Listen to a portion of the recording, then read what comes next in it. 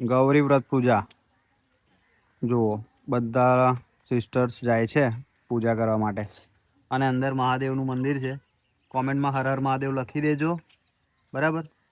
અને તળાવ કેટલું વિશાળ છે મેં વ્લોગમાં કીધું છે, અને કેટલા એકરમાં છે એ પણ આખી પૂરી ડિટેલ આલી છે, કઈ જગ્યાએ છે આ લોકેશન.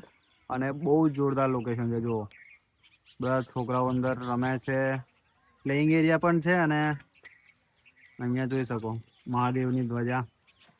અને આ બધાના સિસ્ટર લોકો જાય છે પૂજા કરવા માટે. આગળ પણ ઘણા બધા લોકો ગયા. સવાર 5 વાગ્યાથી ચાલુ થઈ ગયું હતું પૂજા.